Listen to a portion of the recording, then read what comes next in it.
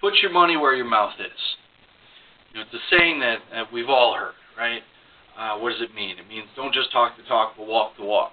You know, put your words into action. Do something about it. Actually, it reminds me of a story when I was in middle school.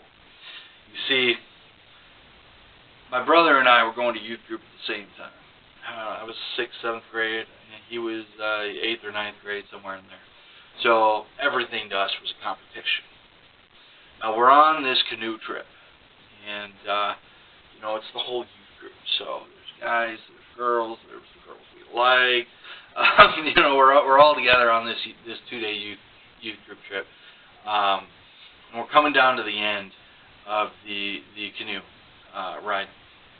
And we're getting ready to pull the canoes out of the water.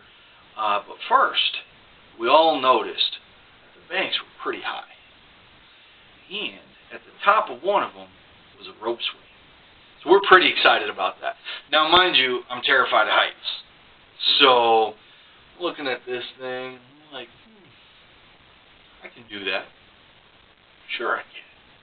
Especially since my brother is going to go do it. Now, here's the deal.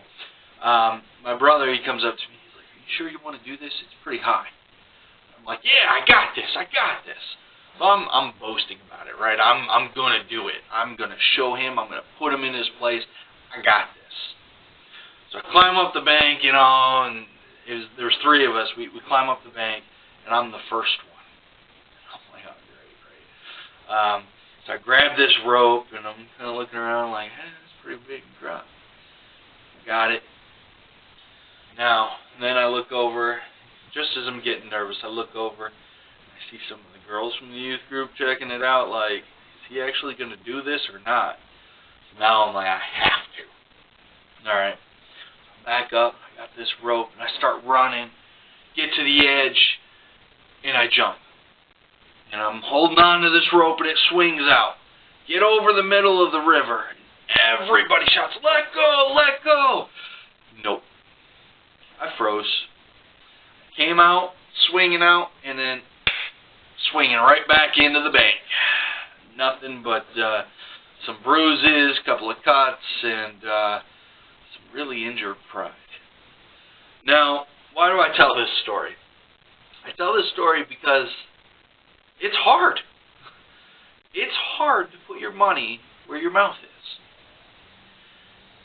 But it's not just hard for me. It's hard for all of us. There are times in life where it's just difficult, and we have the choice. Are we going to put our money where our mouth is, or are we not? So, I've been doing my quiet times, and I've been in the book of Ezra, and came across this verse that just made me think of this whole topic here. It's Ezra 8, verse 22. But before I read it here, let me kind of explain what's going on. Now, the Jews had been out in Babylon for like 70 years. Now, there was a small group of the Jews who already came back to Jerusalem, and they were working on rebuilding the temple. We've talked a little bit about that already, in terms of how God was providing to rebuild the temple and everything. But Ezra was not yet there. He was still in Babylon. He was still with the king, hanging out and whatnot. And the king liked him. Now, the king liked Ezra a lot. And basically said, hey, there's something you want, go for it. You got this. So Ezra's been thinking about it, and he's like, you know what? I want to go to Jerusalem. It's time. So the king writes it down. He decrees it. Dude, you're going. Gather whatever guys you want. Y'all can head out. In fact, we'll help finance the trip and everything like that. Ezra's like, yeah, pretty sweet, you know. I got this. So then, verse 22 here. I was ashamed to ask the king for soldiers and horsemen to protect us from enemies on the road. Well, why? Well, because a lot of people hate Jews. And it's a dangerous road to walk from Babylon to Jerusalem. It takes months. Literally months. And they're going to be out there by themselves, no guards. Ezra was pretty nervous. He was terrified. But he was ashamed to ask the king for help. Well, why would he be ashamed to ask the king for help? Well, because he made a statement. Because we had told the king The gracious hand of our God is on everyone who looks to him, but his great anger is against all who forsake him. So he made a statement. He made a claim. Just like I made a claim that I could do that rope swing, that I could jump off the bank and everything would be fine, Ezra made a claim. His claim was that, you know what? It's a dangerous road to get from Babylon to Jerusalem, but God's going to protect us. Well, now he was getting ready to go. He had all the people gathered around. He had all the animals and all the provisions, and he had all the money and everything he needed to finance the trip, and he's ready to go. It's time to go. And he's scared because he made that claim. So what did he do? This is decision point, right? This is, you're at the top of the bank and you're ready to jump off. It's decision point. Do you do it or do you freeze up? So we fasted. That's verse 23. So we fasted and petitioned our God about this. You see, Ezra's claim was not about what he can do. Ezra's claim is about what God can do. And he answered our prayer. So we petitioned God about this, and he answered our prayer. You see, God promises us things in his word. And God will always put his money where his mouth is. Then it comes down to where's our faith at. And if we're going to claim it, then we need to live our life in such a way to do that. Now let's think about this. What have we claimed? Well, we call ourselves Christians. What does that mean? Well, Jesus kind of sums it up, what the greatest commandments of being a Christian is about. Love the Lord your God with all your heart and with all your soul and with all your mind. And love your neighbor like yourself. So God's saying this is what, or Jesus is saying this is what a Christian is and what a Christian should be doing. Now we're calling ourselves Christians. We're claiming that. So that means we got to put our money where our mouth is. You know, I read an article, and it was a fascinating article about a guy who brought a shotgun to school. This was back in 2004. Nothing recent, nothing like that. But they just interviewed him recently based on all of the stuff that happened in Florida and whatnot. This kid, I think he was 16 at the time. He brought a shotgun to school. He went to the men's room first. And he ended up texting his friends saying, you know, hey, I'm going to shoot at the school. Get out. So then he comes out of the men's room. He's got this gun. He's getting ready to hurt people. He wanted to kill people. Now, I pull up the article here because it's got some quotes from him in there. But long story short, what ended up happening was that he got tackled before he could kill anyone. He got one of his friends that he had texted told the vice principal, and the vice principal literally tackled him before he could hurt folks. I think he nicked somebody, but it was a flesh wound. It didn't kill anyone. And he's one of the few people that actually survived doing a school shooting.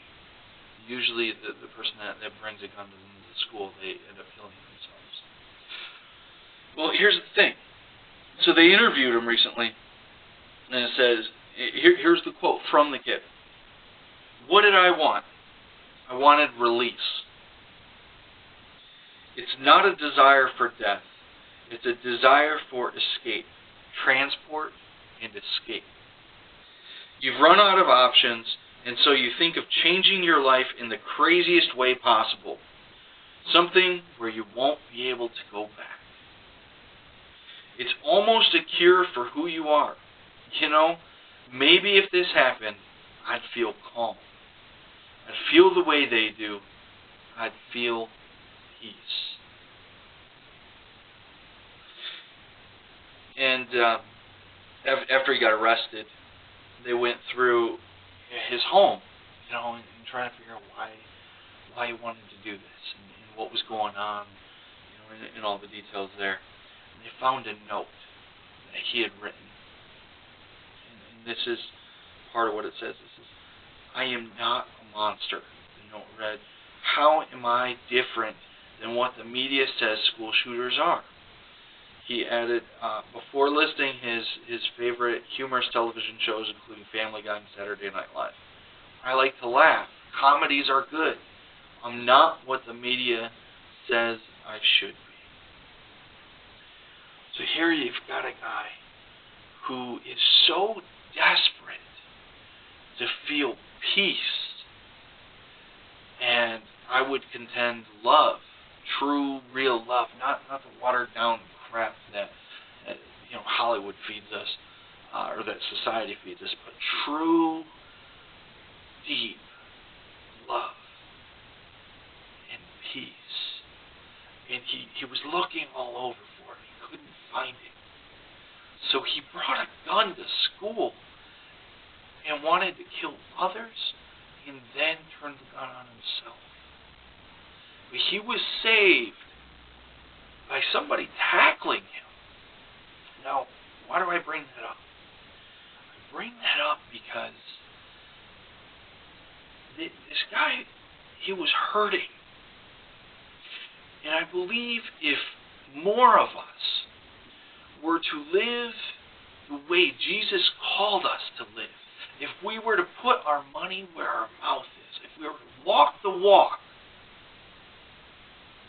then people like this guy would see the love that we have. They would see the peace that we have.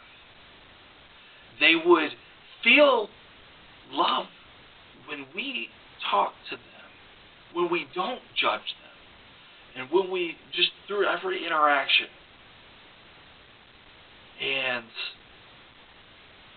I think that we would avoid a lot of the tragedy that we see around us. We're not going to avoid all of it. Wickedness will always be there until the Lord comes back.